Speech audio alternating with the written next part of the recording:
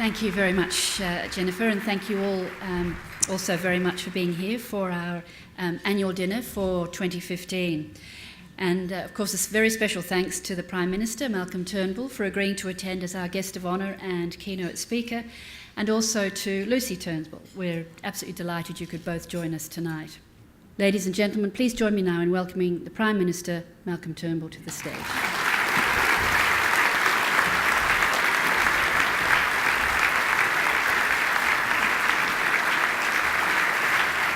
Well, Catherine, thank you so much for that very generous, too generous introduction. And can I just say that it is fantastic to be on a unity ticket with you, and I know with all of your colleagues in the BCA, in favour of innovation. And Catherine said something about innovation being for the whole of the economy, and that is a fundamental point. A lot of people think that innovation is about a couple of people, in a garage and in their parents' garage coming up with a fantastic new application. And that type of startup is a big part of the innovation ecosystem, big part of the economy. As I was saying this morning in Melbourne, speaking to the Melbourne Institute, when you think about the big firms, the big companies that have essentially recreated a digital world or reformed our world in the digital space, many of them, if not most of them, if they were humans, would still be at school. Google itself, the giant Google, dominating the landscape, 17 years old. And the elder statesmen of the digital age, Microsoft and Apple, are 40 and 39 respectively. And I'm sure there's lots of people here who are younger than that. The reality is that we're living in a world with a pace of change that is utterly unprecedented. And we do need to draw breath occasionally and reflect on it. In 40 years ago, China barely participated in the global economy. Now it is the world's single largest national economy. China's online market, its online commerce market, is larger in dollar terms than that of the United States, and of course has a lot further to go. The transformation of the middle class in Asia is extraordinary. This, if you believe Angus Maddison's great work that he did for the OECD years ago about economies over millennia, this is the first time for 300 years that half of the world's middle class are living in Asia. And that is as of right now in 2015. And of course, that simply because of population, because of the inexorable consequences of demography, that huge consumer mass of middle-class consumers will be dominated by the big Asian economies. So the opportunities for us are absolutely extraordinary. This has never been a better time to be an Australian. There has never been a better time to be an Australian business. There has never been a more exciting time for Australia. The opportunities are enormous, and the only barriers, the only constraints, the only limitations we have, my friends, are our own imagination or our own enterprise. It is all there. We have, and I'm appropriating Andrew Robb's great diplomacy, we have opened up those economies in a way that it also is unprecedented in our history. The China-Australia Free Trade Agreement is the best free trade agreement, the highest quality free trade agreement China has ever entered into.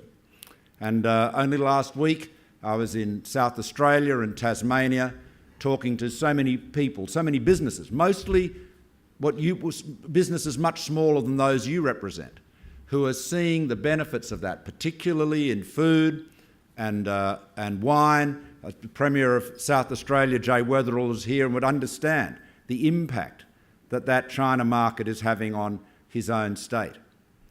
And turning to South Australia for a moment, in deference to the Premier, and of course I acknowledge all the other distinguished parliamentarians here, especially my colleagues. I see the Cabinet Secretary, Arthur Sinodinos, there. He was a pillar of the Howard government. He's now positively a flying buttress of the Turnbull government. The reincorporated. Lucy would approve of that, a bit of adaptive reuse from an architectural point of view. But Jay Weatherall would understand this, as would all the South Australians. If you said 85-year-old manufacturing business in Adelaide, most people would think, gosh, that sounds a bit grim. And there are many examples of this. I am singling this company out, but it is a good example. A company 85 years old, making plumbing fittings, manufacturing company in Adelaide, Philmac.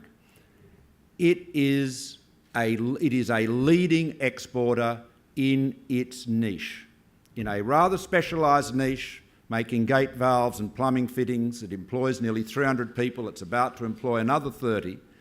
And you can see that that's a company which is driven by innovation. So you don't have to be, and this gets back to Catherine's point, you don't have to be a start-up by some brilliant young engineers from the university to be an innovative company.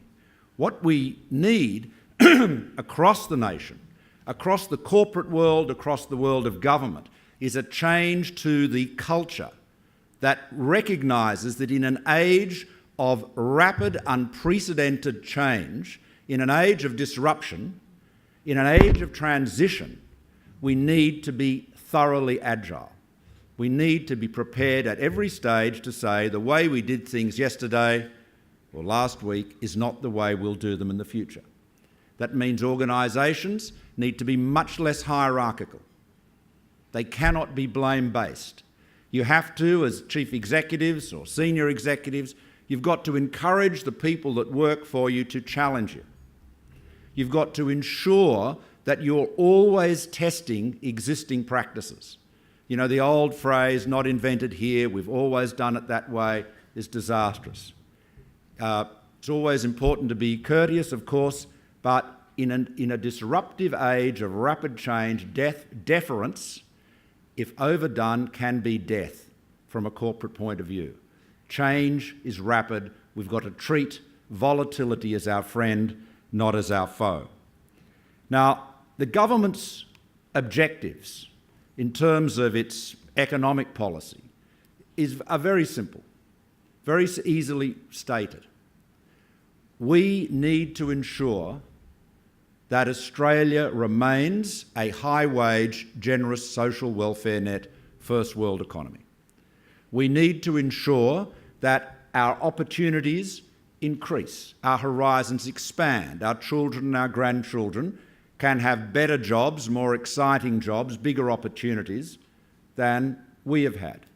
And to do that, it is perfectly plain that we have to be more innovative, more technologically advanced, more enterprising, more competitive, more productive. That much is absolutely clear. There is no room for complacency. The next lift in national income, we all understand, has to come from productivity. And in a sense, innovation is another word for productivity. It will lead to greater productivity. Now, for many years, the perception among business is that our political processes have not delivered as promised, that parliaments don't work as they should, that necessary reform has hit the wall, that the system is almost dysfunctional.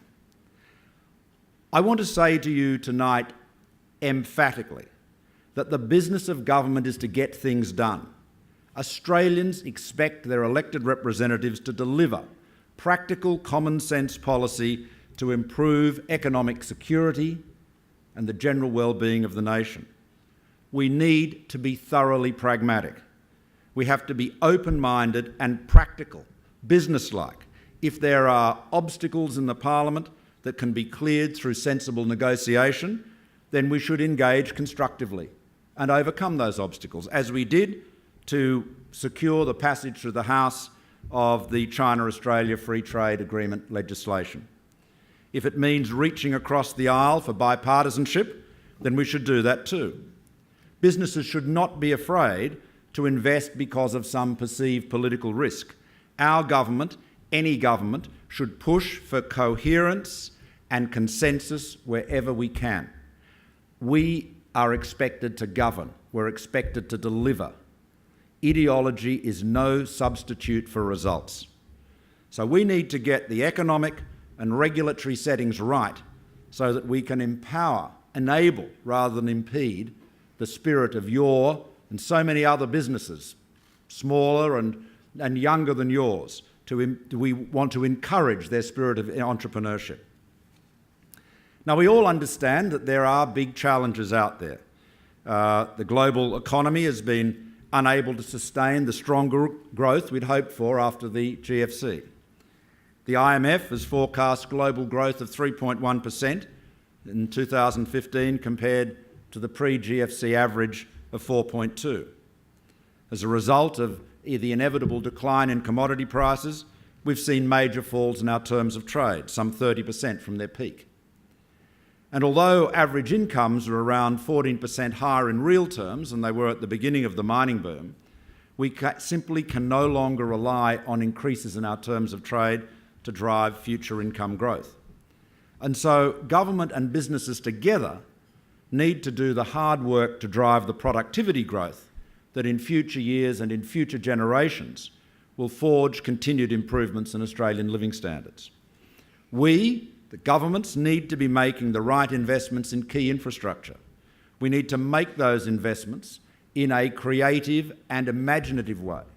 We need to be prepared to invest, simply not make grants. The federal government should adopt a much more engaged and involved approach to infrastructure. That's why I've appointed a cities minister.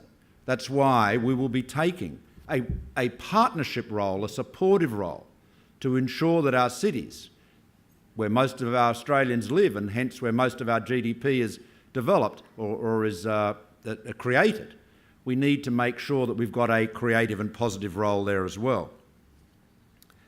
So we want to focus then on the measures that will enable us to achieve those goals. And we'll have more to say about that with our innovation and science agenda to be released next month, not very long away from now. Now, I believe that we're in a world of, as I said earlier, of extraordinary opportunities. If you take the Brookings Institution's estimates, by 2021, there could be more than 2 billion people in middle-class households in Asia. Now, let's just reflect for a moment on the opportunity in China. And I know we all spend far too much time talking about China as opposed to other markets, but the observations about China apply to many other countries in the region. China, as we know, has seen extraordinary economic growth, which has been largely fuelled by policy-driven investment. And that was the product of financial repression. Interest rates were kept low, both for depositors, hence repressing household incomes, making money cheaper, hence you got enormous levels of investment, very rapid levels of investment, rapid rate of investment and very high levels as a percentage of GDP. The government has been trying to rebalance back to consumption for many years. At least the last 2 5-year plans have set that as a policy, but it is now starting to happen. As China moves to a more conventional share of consumption in their GDP, that opportunity for us is simply gigantic. Now, we need to recognise that that will mean that our exports into that market will be much more diverse than they have been in the past. They will still no doubt be dominated by a number of large commodities, but the range of services, of consumer goods, of food and wine and numerous other products, from everything from tourism to education to architectural design services, will be available there. And so this is an extraordinary opportunity for us. Now, how do we make sure that we're able to do that? We need to have a much more competitive economy. We need to be vastly more agile and adaptive. But we need to do so in a way, changes that we make need to be undertaken in a way that is seen as absolutely fair. And I made this point in Melbourne this morning. There is a big debate going on about the tax system, and that's good. We have quite deliberately not played the rule-in, rule-out game that has been a feature of discussions before, because we want the public to understand that everything is on the table, that the government is approaching these issues in a genuine, open-minded and consultative way. We want to make sure that by consulting as widely as we can, we come to the right decisions, to the right judgments. And in doing so, we build confidence in the reform process. You see, we're prone as business people, as politicians, as economists, to talk about reform in abstract terms, as though it was a virtue in itself. Reform is simply a means to an end. It simply is a means of ensuring that we are able to compete in the years ahead, that we're able to take advantage of those opportunities. And therefore it needs to have very deep public support. You cannot spring change on people as a surprise. You need to build that strong constituency. So you have to have, on the one hand, an acceptance, an understanding that the purpose of reform is to create better opportunities in the future, better jobs, greater opportunities for investment, greater prosperity, greater economic security. That, if you like, is your motive. That's got to be accepted. But then you need to ensure that people understand you've gone about it in an open-minded and thoughtful and consultative way. And that's why I was delighted to meet with my colleagues, with the leading participants in the National Reform Summit, business groups, the ACTU, ACOS, right across the board. The government should be seen to be engaging as widely as possible. And that's why we welcome every contribution to this debate, even if it's critical, even if it's saying the government is planning to do X and that's a bad idea. Well, that's fine. The more discussion there is, the more informed and comfortable people will be that we are having a very sensible and serious look at things. Now, I talked earlier about business and how big business and even old businesses can be transformed by innovation. The same is true with government. Using technology to help businesses and consumers interact with government more easily and more effectively is an absolute no-brainer. And so I established in my own department, obviously when I say I did, the government did, but it was in the communications department, now in PM&C, the Digital Transformation Office, whose role it is to ensure that by 2017, all frequently performed transactions with government can be undertaken on digital platforms, end to end.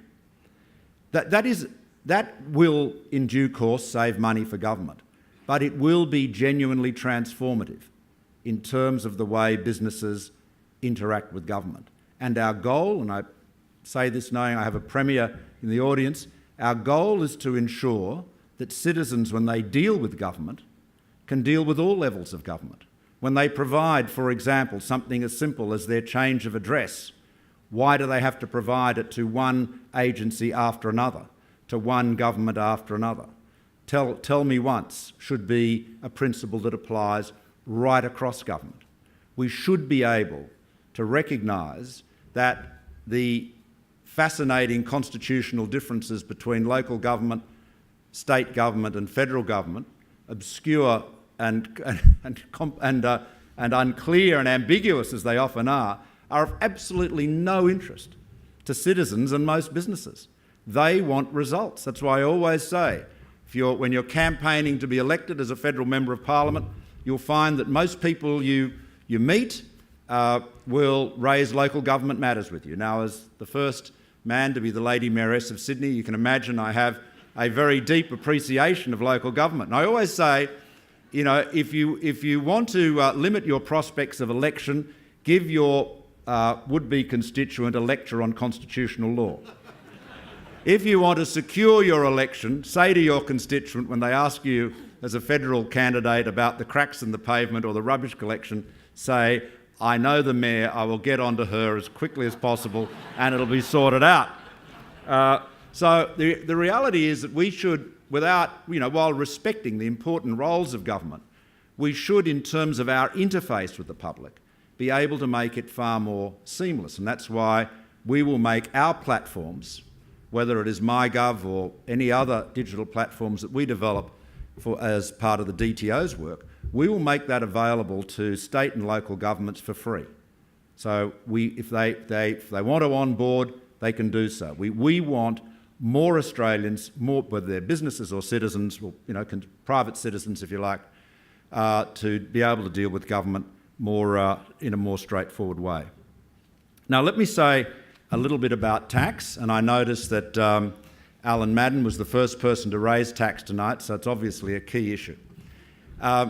The fundamental objective of the tax system, as we know, is to raise the money needed for government. But it is a very big lever.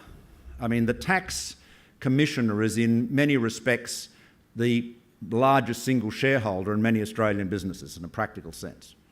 So it is absolutely critical that the tax system has the minimum deadweight loss, as the economists would say, the minimum break on economic activity. So we have to always ask ourselves and be prepared to always re-examine the tax system and the way it interacts with superannuation and with transfer payments and so forth. We have to always ask, are we able to achieve our objective of raising the money we need in a more efficient way? That does not mean raising more money. It means doing so in a way that backs business, backs enterprise, backs work, backs investment, rather than holding it back.